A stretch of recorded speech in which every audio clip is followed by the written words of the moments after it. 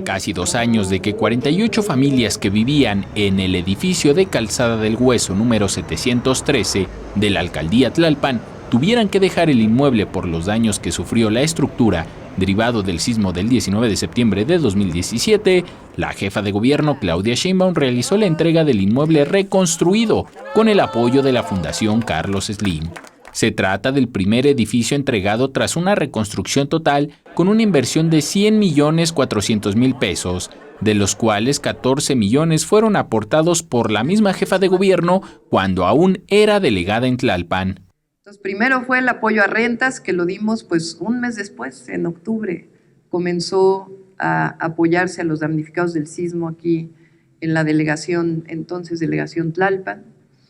Y después construir pues un proyecto de financiamiento que permitiera pues la reconstrucción de los edificios.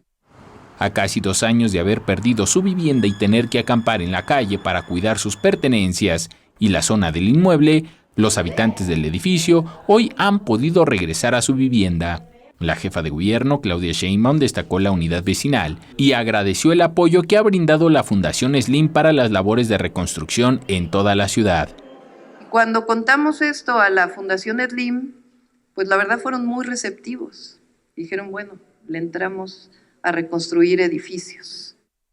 Datos de la Comisión para la Reconstrucción indican que hasta mayo de este año tenían el registro de 319 edificios a intervenir, de los cuales 109 requieren reconstrucción y 210 rehabilitación.